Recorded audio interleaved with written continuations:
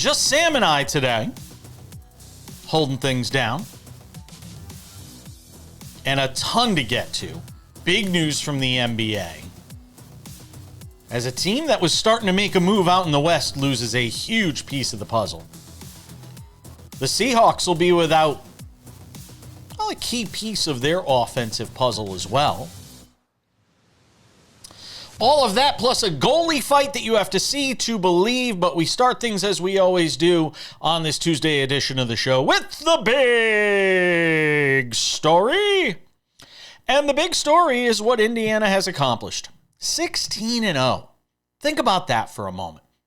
The last time it happened in college football was 1894. And we'll get to that coming up in a couple of minutes as well. But Indiana, look, I wanted to see what was going to happen when this team got pushed. If this team could get pushed. Because it happened so infrequently this year. What, the game against Penn State? Game against Ohio State? That was about it. They weren't pushed often this year. So it's hard to find out what a team is unless you get them in a situation where their backs are up against the wall. And last night, it really felt like their backs were up against the wall. Miami pushed them to the limit. You had Chris Fowler on TV with ESPN telling you that Miami was being dominated in the second quarter of a game that was 10-0, like midway through the second quarter. And I'm going, is he watching the same game I am? Because yes, Miami was having its struggles offensively in the first half. But defensively, sans a couple of penalties here and there, they were holding Indiana in check. And when you allow a team to hang around, they go into the half down 10-0. And you're thinking, oh my God, the sky is falling if you're Chris Fowler from Miami. If I'm Mario Cristobal, I'm watching this, I'm saying, we're right there, guys. They came out in the second half with a purpose. And they pushed Indiana to the limit. You had Curt Cignetti making decisions that even he himself in the postgame said he wasn't all that sure of. The decision to go for it on fourth down where Fernando Mendoza makes, what a lot of people would probably say is the play that defines this season for Indiana football. There it is. Him rushing up the middle, putting his body on the line. It was like John Elway in that Super Bowl where he threw himself in the air and got whacked and went like a whirly-bird into the end zone. But even then, Miami still had answers. I thought that touchdown to make it 24-14 was the game. And Miami responded. And they kept responding. After the blocked punt, they responded. Every time Indiana threw a haymaker and landed it, Miami came back with one of their own. And Indiana, at the end of the day, made one more play. Now, I know you could say they made multiple more plays because of the blocked punt, the missed field goal, special teams troubles for Miami, but at the end of the day, it was one Carson Beck throw. It essentially decided if he throws that ball over the safety's head instead of throwing it short, that could be a touchdown, that play. People who have watched it have said that play was drawn up to be a touchdown throw. That could have ended the game. And there it is. And the story of Carson Beck's career. 6 losses in his college football career, by the way. Decided on the last play, or essentially an interception. Remarkable. And his collegiate career comes to an end. He'll head to the NFL next year. Probably be a day 2 pick. But Fernando Mendoza, hats off to him. Hats off to Curt Cignetti. And I don't think this is a one-and-done deal for Indiana. They will be reckoned with in that Big Ten, in the college football playoff for years to come. I know they have the 3rd best odds right now. If you're Curt Cignetti, that's the greatest thing you can see, is that you're sitting behind Ohio State and Notre Dame when it comes to national championship odds next year. You've already got your motivation going into next year. You've already got bulletin board material for your players going into next season, if you're Curt Cignetti. And you know what? Maybe Miami football is back, maybe it isn't. You're only as good as the next quarterback you get. And Miami's going to have to go through that process next season and We'll see what they are. But as far as the odds makers are concerned right now, where's Miami? Coming off of that loss last night. When you look at the odds for next season, you got to scroll way down to find Miami. So we'll see where the Hurricanes are next year. They're 19-1, by the way, next season to win a national championship. One last thing here on this big story, and it's about this team. You may not know who this team is, but the one good thing of many, one of the good things to come out of this win for Indiana and going 16-0, is it has forced the football world to acknowledge there was one other 16-0 team in the history of college football. And you know who they were? The Yale Bulldogs. 1894, the Yale Bulldogs went undefeated 16-0. Coached by William Rhodes. And here's the amazing thing. The aggregate score for that Yale team that year, you want to talk about dominant. They had 485 points. Their opponents had 13. Think about that for a moment. You want to talk about the most dominant team in the history of sports? I know the game was played differently. It was a different time.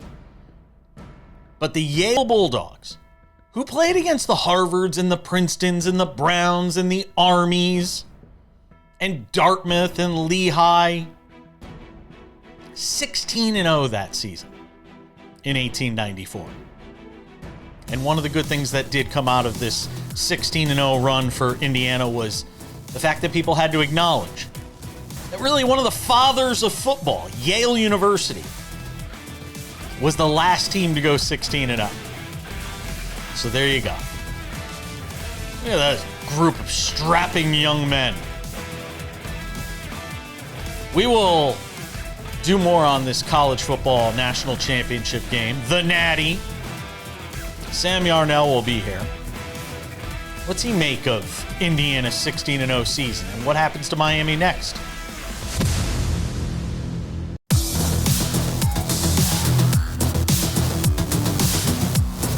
Welcome back to the show.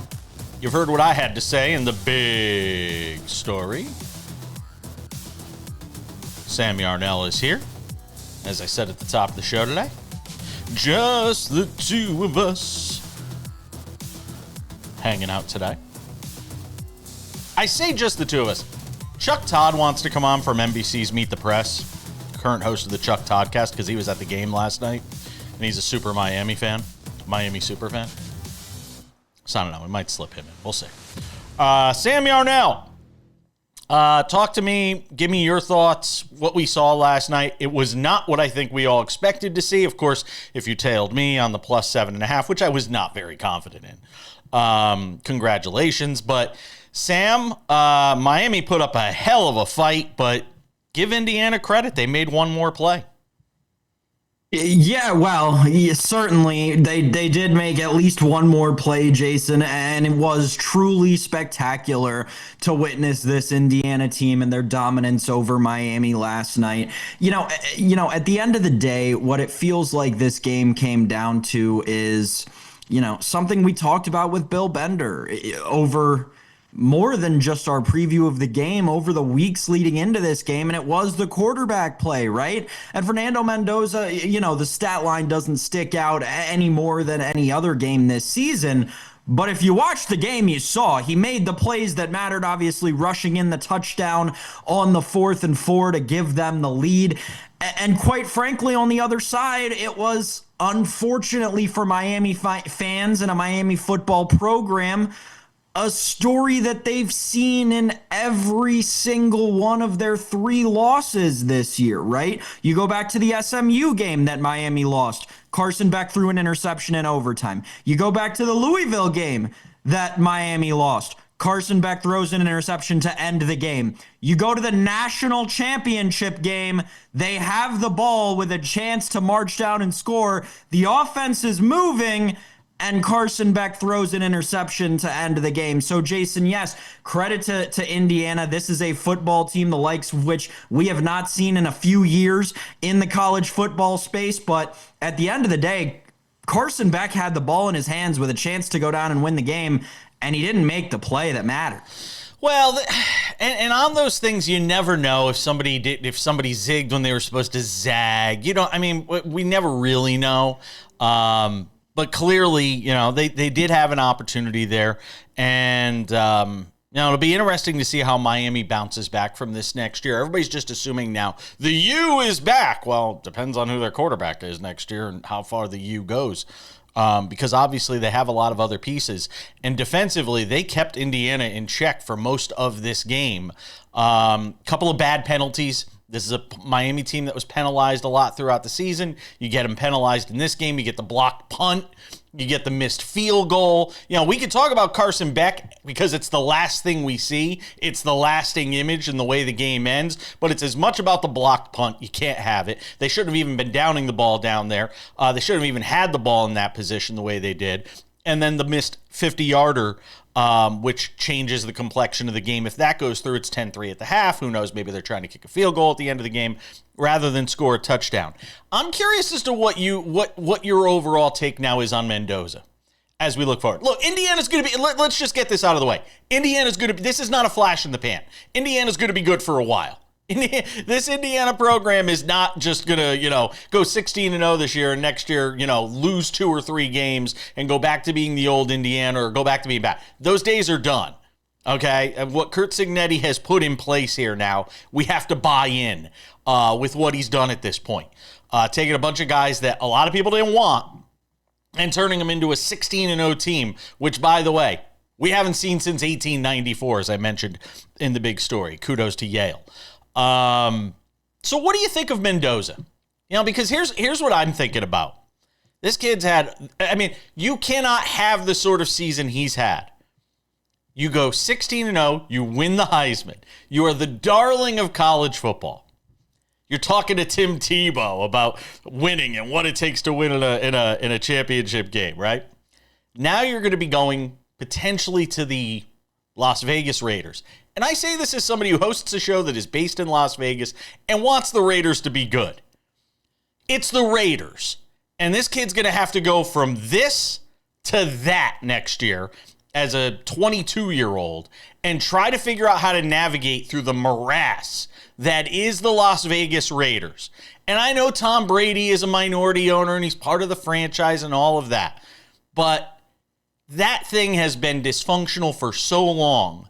And we've seen, the Raiders try with Jamarcus Russell and all the different guys they've tried to bring in, and nothing's worked. Why is it going to work with him? Yeah, so just one thing real quick on the Indiana thing, because I think there is a prevailing notion, a prevailing belief across college football that, okay, well, Indiana made it. Now they're here to stay, and this team is going to be exactly the same thing we see next year.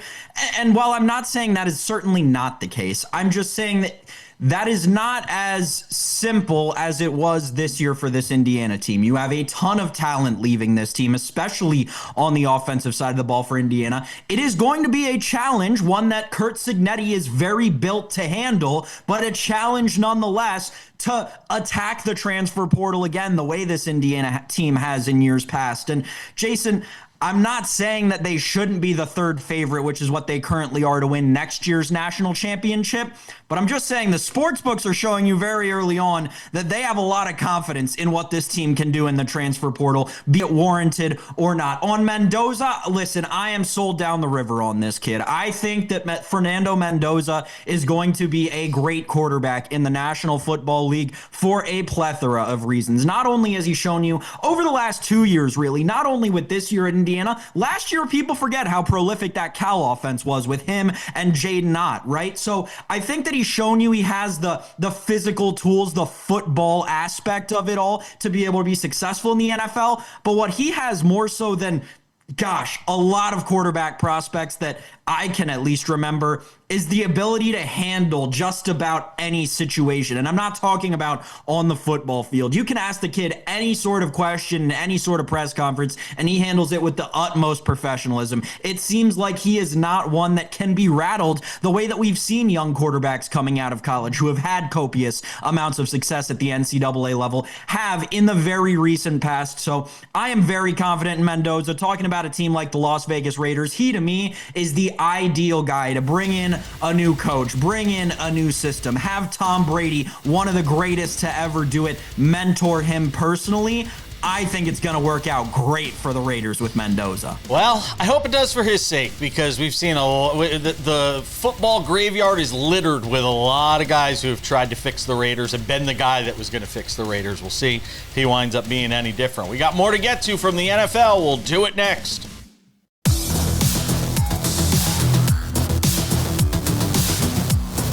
From our SportsWrap studios in Las Vegas, we roll on this Tuesday. Sam Yarnell and myself going through the top stories. And boy, last night was insane with the amount of news that broke. I mean, yesterday. The coaching news, the Jimmy Butler story, which we'll get to coming up a little later on as well. I want to start with Robert Saleh, Sam Yarnell, because here's the thing to me on Saleh to the Titans. And I put this up on social media last night. This makes no sense to me. And let alone from the Titans side, where they go get a defensive coordinator to go and coach a young upstart quarterback in Cam Ward. We saw what happened, by the way, with Robert Saleh the last time he had a high draft pick and a guy at quarterback. How'd that work out, Zach Wilson? So we've already seen this story before. You go and get Robert Saleh. But here, from the Robert Saleh perspective, here's what I don't understand, Sam. And if you can explain this to me like I'm a 4-year-old, all the power to you. You've already gone up in flames with the Jets. Now, maybe some people will give you the pass and just say, that's the Jets. But now you're going to go and coach the Tennessee Titans, which have been a dumpster fire in their own right since Mike Vrabel left the organization. So now you've got Robert Saleh. You've got probably one shot left to be a head coach in this league. Because if you blow this one, you're probably not getting a third try. There aren't many Dick Durans in the world. Rest in peace, Dick Duran. You go and take that job? That's the one you're taking. You got a cushy gig. You're not getting run out of San Francisco anytime soon. They love you there as the defensive coordinator. You could wait till the next cycle or a better opportunity. You're taking the Titans job? Make it make sense to me. Well, I don't know if there'll ever be another coaching cycle where there are this many head coach openings. There will be openings, though. Start. Sure, but this many, this much of a pick of the litter, as Robert Saleh, as you alluded to, a guy who has been a very highly regarded head coaching candidate. I think, what you said about the Jets is very true, right? And it's kind of true to the Daboll thing, and it's why he continues to get these head coaching interviews. It's because people look at what happened with Saleh and the Jets or Daboll and the Giants, and there are very clear external factors that are weighing in on their head coaching decisions and hindering them, and obviously their performance as the head coach. It's, I think you can tell based on the entire Harbaugh debacle, as well as how long it took Aaron Glenn to sign, as well as how many coaches these two teams have run through in the last, 10 years alone, to be able to tell that New York is not exactly the most sought-after coaching destination. About the Titans, though, you said it. Last time they were a team that built themselves up to success from an ownership perspective, who was the guy that they went out and got? It was Mike Vrabel, a defensive-minded guy who brought in an offensive-minded guy and let the offense be their own unit while handling the defense, right? That is, I think, what their imagination is for Robert Saleh here. The confusing thing to me is, I guess their list of candidates, it was so clearly Robert Saleh when the two guys they were interviewing for this job were Robert Saleh and Matt Nagy. Matt Nagy, who had a blow-up head coaching job in the NFL, has actually nothing to hang his hat on in terms of being a coordinator, and just led a Super Bowl winning offense to miss the playoffs year over year. So the Robert Saleh hire, to me, was the only one that the Titans were actually considering. I don't think Matt Nagy was ever actually going to get that job. And Jason, it just seems to me like ownership is going with what they deem as familiarity. They want the young defensive-minded guy like they're comfortable with having had in the past. All right, I wanted you to make it make sense to me. You still didn't. I'm an idiot. So I'll go with the fact that I think it's bad for both sides. And this will be Robert Saleh's last head coaching gig in the NFL. But hey, lots of defensive coordinator opportunities out there for him when this goes up in flames as well. So let's talk about Hafley to the Dolphins, because now apparently the Dolphins have decided to create Green Bay South, with John Eric Sullivan being the GM and Hafley becoming the head coach of the team. All right. I mean, I guess that's a choice. I guess that was one way to go. Yeah, I mean, another confusing move from another franchise that seemed to have only made confusing moves ever since the Mike McDaniel hire. Like the Mike McDaniel hire was the last sensible move this front office made. Yeah, I'm comfortable saying that. The Jeff Hafley thing doesn't make a lot of sense. I understand his name. Actually, I don't think his name was very highly touted within league circles from everything I've been able to tell. And you think about Jeff Hafley's career, this is a guy who, gosh, and I know this is going back a ways. I don't know how much NFL front offices are considering this, but you have to remember what happened with him at Boston College. It certainly was not good. Statistically, I believe he's the worst head coach that Boston College has ever had, and they let Bill O'Brien clean up his mess. So yeah, very confusing to me on the Hafley hire. Like you said, it does reek of them just having the Green Bay guy in the front office and getting the Green Bay guy for the head coaching position. We didn't talk much about it. As a matter of fact, I don't think we talked about it at all yesterday. It was the Stefanski hire in Atlanta with the Falcons. We didn't touch on that yesterday on the show because it happened over the weekend, but it was a busy weekend. But Stefanski to the Falcons, I like that hire. See, that's one I like. I am shocked and appalled by the Falcons fan base's reaction to this hire. Yeah, this is, short-sighted, though, in my opinion, one of, I think, probably the three best hires that we'll see this coaching cycle. I agree. Kevin Stefanski is one of two active head coaches who has won Coach of the Year multiple times. I believe it's two, it may be three. Regardless, he's a guy who's shown you that he can build an offense out of essentially nothing, and now you're giving him the weapons of Bijan Robinson, Drake London. Like, I am very happy with what Atlanta is doing, and I am dumbfounded by their fan base's displeasure with this hiring. Jason, I loved this hiring for Atlanta. Yeah, I'm with you on it. I think it's exactly what that team needed to get an offensive mastermind in there like Stefanski with the pieces they have, because they have the pieces, obviously, to be successful in Atlanta, and he'll get an opportunity. And I mean, you got to, but think about this: you go from being on a team where back-to-back last place finishes, and you upgrade to the Atlanta Falcons. Like, that's pretty hard to imagine if you think about it.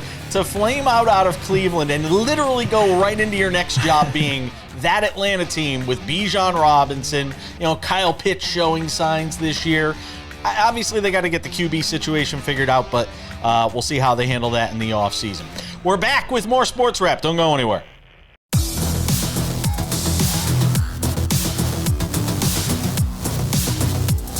Welcome back. Good to have you with us on this Tuesday edition of Sports Wrap. We'll go to the NBA coming up in 10 minutes. The ship has officially hit the iceberg for the Golden State Warriors. And the Knicks appear headed for their own iceberg right now. Eesh. Ay. Getting booed out of the Garden last night. Rightfully so. An MLK Day performance to forget for the Knicks. All right, Sam Yarnell, let's talk a bit about the NFL some more and get into this Zach Charbonnet injury and what it means here for the Seattle Seahawks as they get ready to take on the LA Rams this weekend. Charbonnet lost to a torn ACL. And look, I mean, this is a huge injury. You're talking about, one of the biggest offensive producers for this team, and some of the sort of cushioning that you give to a guy like Sam Darnold. Give me your thoughts here as we get ready to go into this game. The Seahawks -2.5, by the way, as we head into the Sunday NFC title game between the Rams and Seahawks. I don't know what the line was before. I think it was 2.5. I don't think the line's moved based on this, Sam. Does that surprise you a bit? No. I would be I would be very surprised if the line did move. And listen, I know that it feels like this is part of the propensity we have as, people who cover the NFL to, just because we're going into championship weekend, massively overstate an injury. Like, this is their backup running back. I'm sorry. It is. This is a guy who had like 40, 50 less carries than Kenneth Walker over the course of the season. They've been relying I think he's only got one rush this entire playoffs. Well, granted, that is a smaller number because they had the bye. Right. But still, to me, it feels like, this is a move where the Seahawks are going to have to rely like very slightly more on Kenneth Walker. But I'll put it to you like this. I don't think that their offensive install changed at all from what they had planned to do before the Charbonnet injury to what they're planning to do after the Charbonnet injury. To me, it just feels like they're going to put a little more weight on Kenneth Walker's shoulders. And quite frankly, he's a running back who's built to kind of deal with that. So I'm not concerned about the injury at all. It is unfortunate for a young running back in this league to go through something like this, but I don't think it'll really affect the Seahawks' chances in the NFC Championship game. 47.5, by the way, the total on that Rams-Seahawks game coming up on Sunday, the late game of Championship Sunday between those two teams. I love the Rams. Because I think you're going to get a close game between those two teams, and I will trust Matthew Stafford in that close game before I trust Sam Darnold. It's interesting. Somebody, and I don't know who it was. I can't think of the person who said it. When I say the quote, maybe you'll know it. There was somebody out there who postulated that Matthew Stafford needs another Super Bowl to be a Hall of Fame quarterback. I don't know who said it, but it was somebody prominent in the media that Stafford needs another Super Bowl in order to be a Hall of Famer. And I wonder. I mean, look, there's going to be that opinion out there. There certainly will. There will be, but I'd be very confused at it. Just off the top of my head, Matthew Stafford. Yeah, Matthew Stafford's going in the Hall of Fame. He's a guy who's going to throw for 65,000 yards by the time it's all done. He's going to throw for 430 touchdowns. He played with Calvin Johnson. He's got a ring. He's got a comeback player of the year to his name. He's got a first-team All-Pro. He will have had an MVP at that point. Yeah, I just don't see that guy getting left out. If a quarterback, I'll put it to you like this. If a quarterback like Jim Kelly is in the Hall of Fame, a quarterback like Matthew Stafford is going to get into the Hall of Fame. Is Joe Flacco a Hall of Famer? Probably, based on longevity, right? You could probably build the case. When he left Baltimore, when he got, supplanted by Lamar Jackson, there was probably a case to be made that he wasn't. But you'd have to think in the subsequent playoff runs with even with Cleveland, right? In the subsequent run to the playoffs with Cleveland, I think that he's pushed himself over the edge at this point. Yeah, I wonder if Flacco winds up being a Hall of Famer. With so few quarterbacks winning Super Bowls in the last 20 years, You'd have to imagine that winning a Super Bowl, once we're looking at this 10 years from now in a different era of the NFL, winning a Super Bowl as a quarterback will hold more weight than it has historically, but even more so because of the era. The Jarrett Stidham-led Denver Broncos plus 5.5 on Tuesday morning. The line, according to FanDuel right now, the Denver Broncos plus 5.5. The total 41.5. And by the way, I'm done trying to figure out totals when it comes to a Patriots game because I thought them and the Texans was going to go way the hell under. It went way the hell over when all was said and done. What's your take on sort of the midweek line on that game? Makes no sense. Makes zero sense in the world. Why on earth? You do the spread math on this, right? And then it makes even less sense. So the Patriots at home were just 3.5-point favorites against CJ Stroud. The Buffalo Bills, who the Broncos were favored over, with Bo Nix, granted, were 1.5-point favorites on the road in New England 4 weeks ago. The math just is simply not mathing here. You're going to tell me that the Jared Stidham to Bo Nix drop-off is now, with it being 5.5 and based on what the spread should be with a healthy Bo Nix theoretically, you're going to tell me that's a 9-point difference? No shot. I don't believe it for a second. All right. I will take the Broncos, but I'll wait for it because that number's climbing. And Jason, if I can get a 7 with the Broncos, I'll be happy as a clam. We're coming back with some NBA talk. Knicks and Warriors next.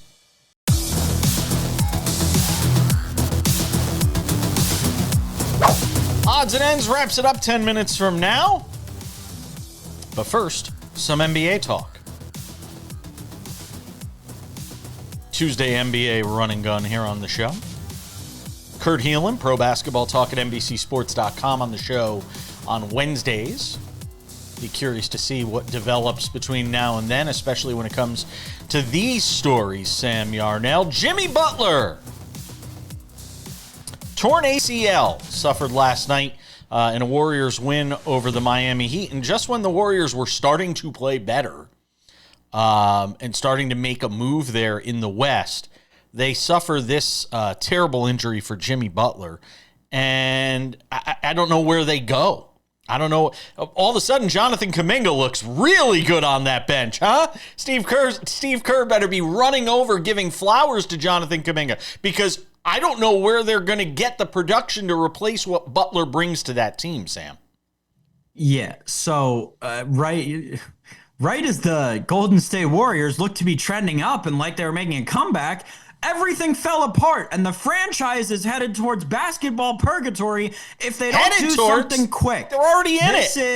This is, Jason, what, I've talked about on the show for, unfortunately, years at this point. 3 years. This is what happens when you refuse to blow it up in Golden State. You try to hang around, you try to cling to relevance, and then by the end of it all, you're running out a very old starting five, one of whom blows out his knee, and the guy who you want to replace him, well, you've already fractured the relationship with that kid so much that he just requested a trade 2 freaking days ago. This is what a meltdown looks like from a basketball franchise's perspective. And I'm not saying that this is like a historic fall off or this is one of the fastest fall offs you've ever seen. There's an argument to be made. It's one of the slowest fall offs we've ever seen. But the fact of the matter is, this is the culmination of them keeping Steph Curry for as long as they have, waiting as long as they did to let Klay Thompson walk, keeping Draymond Green on that roster for as long as they have. This is what happens. And now this is a Golden State team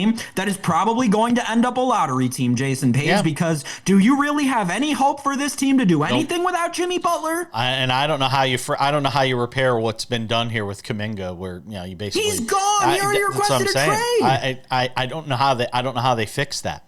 And this is the problem when you exile somebody to the end of the bench the way they have, and now you lose Jimmy Butler. You have to try. They're going to try because I don't know what other option they have. I don't know what deal there is to be made for the Warriors to try and fix this. And they keep trying to do this patchwork repair on this thing with duct tape and electrical tape and holding it all together. And we see the end result of this. I've been screaming about this for 3 years on this show and the radio show we hosted before this show came along. Rest in peace, Cashin. I don't understand what the direction of this organization is at this point. It's going to be a fascinating watch as we head into the trade deadline to see what they try to do, because they've gone all in every year I don't know where they go, Sam. But unfortunately, right? Unfortunately, from an us perspective, for everybody but the Golden State Warriors, they still have this weird window because it's this year. Yeah. If they sell everything right now, tank the rest of the season, end up with a half-decent lottery pick, you're looking at a franchise-altering season because of how good this draft class is. They are such a lucky organization that this is all happening when it is, and the draft class that's about to come in is as talented as it is. Who's the consensus number one pick for college? It's not Boozer, is it? There's not one right now. That's the whole thing. There are three guys who could all go number one between Cam Boozer, AJ Dybon, that doesn't even count in Koa Pete, who's also going to work his way into the top 5 by season's end. This draft class in the NBA is loaded. From the Warriors to the Knicks, who are a disaster under their own right now. I think they've lost like 9 of 11 or 10 of 12 now after they get pistol whipped at the Garden last night on Martin Luther King Day, the annual Martin Luther King Day game at Madison Square Garden, which was played in the evening this time. And even the Mavericks minus Anthony Davis go into the Garden and absolutely mollywop the Knicks. I mean, they were getting booed off the court at halftime. And there are a lot of people screaming for Mike Brown's head right now, saying, boy, we miss the days of Tom Thibodeau, which, by the way, I don't think was necessarily the answer to win this team a championship. But the Knicks look uninspired right now, Sam. And I don't know what the answer is. Maybe it is just this middle of the season, the dog days of the NBA season. That's what Curt Cignetti will tell us tomorrow on the show, that some teams go through this in the middle of the year. They come out rejuvenated after the All-Star break. I don't know what it is right now, but it's not clicking for the Knicks, Sam. It's starting to feel a lot like they're going to trade Karl Anthony Towns. It has to be. It's starting to feel like that is going to be. Yep. But here's the thing, Jason. To me, and this is where I'll opine on it, it also feels like this hypothetical trade that's been drawn up of somehow Karl Anthony Towns for Anthony Davis, and you figure it out with the salaries and you make it work. It feels like the Knicks aren't that trade away from being back to what they need to be, quite frankly, to compete in an Eastern Conference that we've been talking about as wide open for the last gosh darn month. Yeah. So the Knicks they're reaching a boiling point, man. They're going to have to make some very interesting decisions over the course of the next week. That's about all they got left. Yeah, it's gonna be an interesting watch, and there's still a lot of people just kind of hanging out, waiting to see what's going on with Giannis and whether or not Giannis is going to be moved. Nobody really knows, and I think that's holding up a lot of the trade activity potentially leading into the deadline. Is a lot of people are still uncertain as to what the Bucks are going to do with Giannis, and I don't think they know yet. So I think this thing's going to work its way down to the wire. They're going to see what kind of deals or offers are made. You still got Ja Morant out there as well. Please don't go and get him, Knicks. But a lot of possibilities out there. We'll wrap it up with odds and ends next.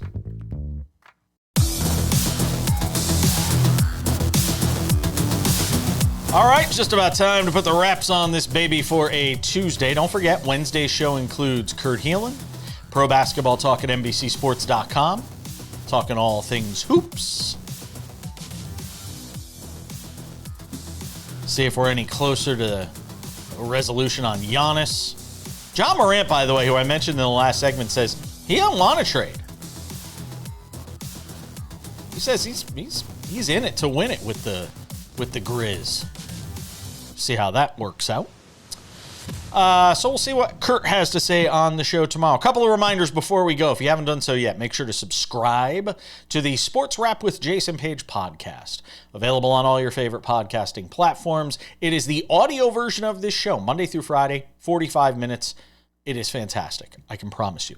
In addition to that, we have the Sports Wrap with Jason Page YouTube channel, which if you have not gone to this yet, go. Subscribe today. We've got all the best content from Sports Wrap with Jason Page there for you. The complete Monday through Friday version of Sports Wrap is right there on the YouTube channel. And it's there before it's anywhere else. Monday through Friday, go and subscribe to the Sports Wrap with Jason Page YouTube channel, where you will also find Sports Wrap Shorts.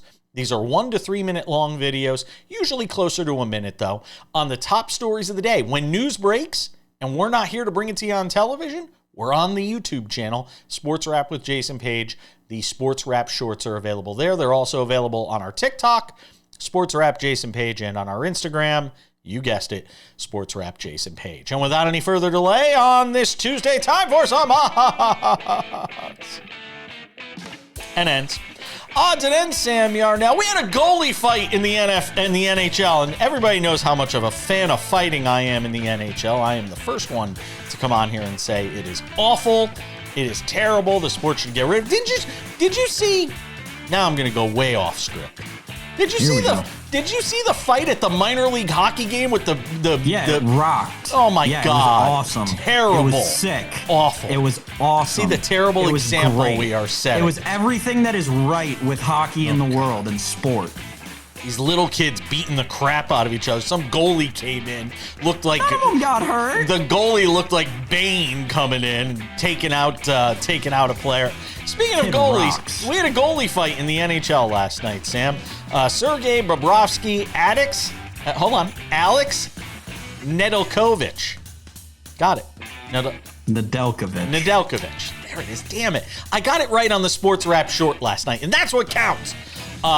Those two going at it last night. We had a hockey fight, something we don't get very often in the NHL, Sam Yarnell. What do they even do when goalies get into a fight? Does somebody else serve the penalty? Because the goalies don't serve the penalty, right? Yeah. You can have someone else serve the penalty. This was awesome. It is so. Gosh, so many things to take away from this, right? Boy.